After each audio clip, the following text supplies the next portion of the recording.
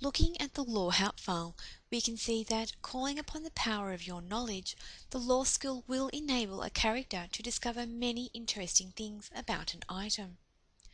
Due to the resources required, the law skill can only be performed successfully in a city and costs a small amount of movement points to use.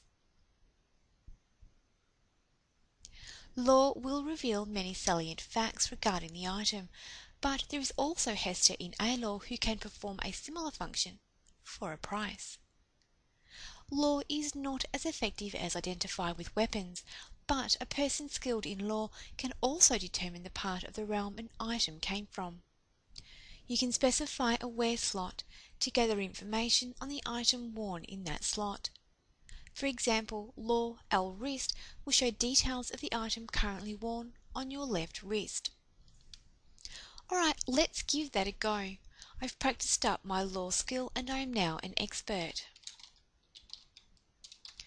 Typing Law L wrist, we can see that I am wearing Stendar's bracelets of becoming on that wrist. The information shown also tells me that I am wearing it on my left wrist, and that this is a clan item that comes from the Watchman of Aardwolf. Doing the same with my right wrist, we can see that the worn location tells me that it is the right wrist. Oh, I actually fail in lawing my item. Here we go. Typing law wielded worn shows that I'm actually wielding my dagger of Aardwolf. The syntax really is quite simple and extremely handy.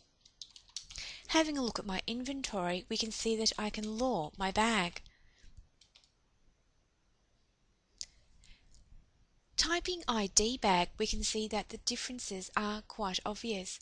There is the found at field that comes with law that tells me this came from the Weather Observatory.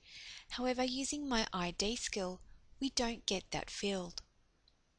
You can also see that the capacity, holding and total weight of this bag doesn't show up under ID bag.